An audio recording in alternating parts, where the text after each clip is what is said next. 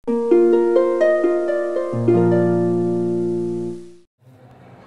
kasih Pak Arta ya.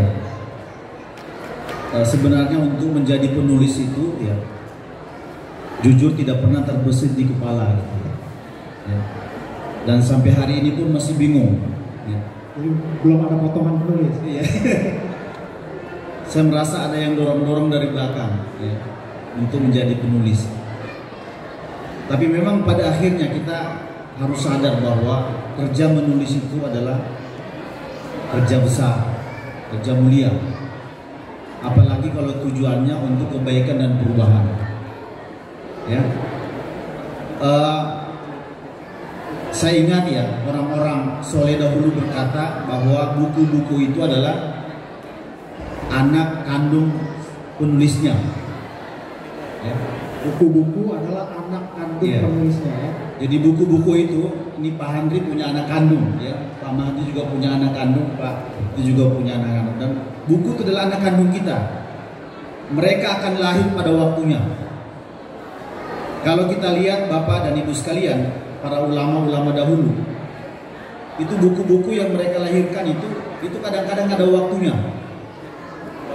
Saya kasih contoh misalnya, Imam Ibnu Hajar al-Asqalani itu adalah 3 anaknya meninggal karena wabah di Mesir. Karena atas peristiwa ini dia kemudian menulis buku judulnya Badlul Ma'un fi Fadlit Ta'un, fikih pandemi. Ya. Itu Syakib Arselam, dia juga punya anak kandung. Dia menulis buku judulnya Limaza ta'akhkhara al-muslimuna wa limaza taqaddama ghairuhum. Itu lahir karena sebuah pertanyaan orang Indonesia namanya Imran Bashuni. Dia dari Sambas. Dia lihat-lihat kok Islam kok tidak pernah maju-maju sementara non-muslim selalu maju. Ya. Kemudian pertanyaan itu dikirim ke Rashid Ridho, sama Rashid Ridho dikirim ke Syakib Arselam. Ya. Kemudian lahir sebuah buku judulnya Mengapa Kaum Muslimin Mundur. Nah, kita Bapak dan Ibu sekalian, saya kira juga yang hadir ini seharusnya punya cita-cita jadi penulis gitu ya. Tidak sekedar menulis buku, tapi juga status yang kita tulis di WA kita itu semestinya ada tujuan kebaikan dan perubahan. Ya. Yang kedua, tujuan saya menulis Pak Arta ya,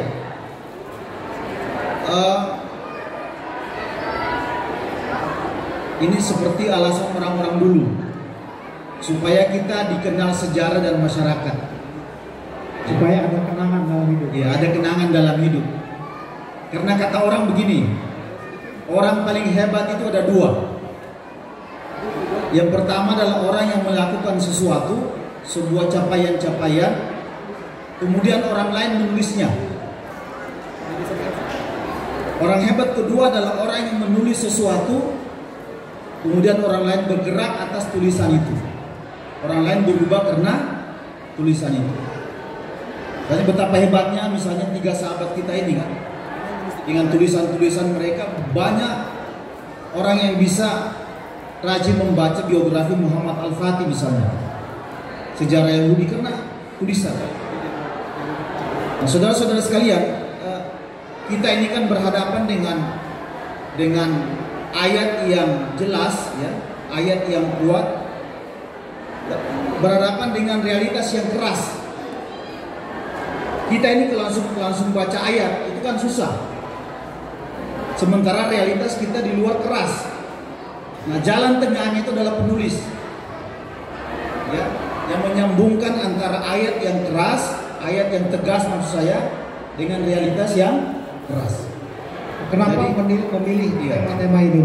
Buku motivasi, buku anak dan sebagainya. Ya, kalau saya prinsipnya suka menghadirkan sesuatu yang mudah. Ya, karena mudah itu adalah awal kita mengetuk hati seorang pembaca. Hidup ini kan sudah susah kan. Kalau kita hadirkan hal-hal yang susah, itu biasanya banyak yang mundur. Hidup sudah rumit, jangan sampai kita baca buku malah tambah ini.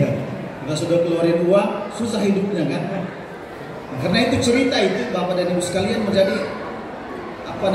karakter dari buku-buku yang kami hadirkan. Karena cerita itu sebenarnya adalah cara kita menghadirkan pesan-pesan besar dengan cara-cara yang sederhana. Nah itu cerita. Ya kalau kita buat narasi pemaparan kan kadang-kadang orang ngantuk. Tapi kalau kita bercerita itu seperti kita melibatkan orang untuk hadir di tengah-tengah cerita yang kita sedang hadirkan. Iya, menarik ya. Tentu saja ada buku yang atau satu buku yang sekiranya paling berkesan selama menjadi seorang penulis yang untuk tulis, kira-kira apa nih buku yang paling berkesan ya dari karya-karya yang sudah ada ini? Walaupun orang menganggap buku 50 cerita itu buku sederhana ya, tapi bagi saya itu sangat berkesan. Karena itu saya tulis, saya susun sekitar 10 tahun yang lalu. Ya, 10 tahun ya, 10 tahun yang lalu dan buku ini sampai sekarang masih eksis ya.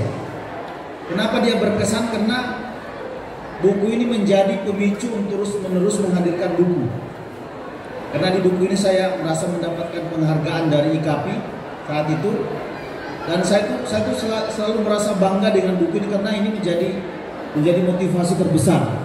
Maka lahir buku-buku yang setelahnya. Karena bagaimanapun kita sebagai penulis pemula kan butuh dorongan, butuh motivasi. Ya anak pertama saya itu namanya ya. Di 50 cerita Islam ini anak pertama dari Ustaz Yasir. Nah terkait dengan yang menginspirasi ya, buku atau penulis yang menginspirasi Anda gitu ya dalam dunia hingga memotivasi untuk menjadi seorang penulis, kira-kira apa? Buku dan penulis siapa dia yang menginspirasi? Ya, saya dulu suka tulis bacanya Pak Art, tulisannya Pak Art. Dulu sering baca koran ya. Teman-teman semua, kita harus sadar bahwa penulis itu adalah pembaca. Ya, tidak mungkin kita bisa menulis sesuatu kalau kita tidak membaca. Karena itu kita hadirkan ya kebiasaan untuk membaca itu, karena setelah membaca biasanya kita akan menulis. Nah banyak sekali ya. Dulu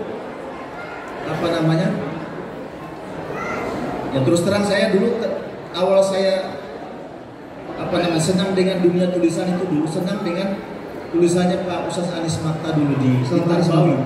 Dulu ada kolom kolom Tarbawi ya, di paling pojok itu ketika membaca buku itu kita membaca satu halaman seperti membaca buku besar.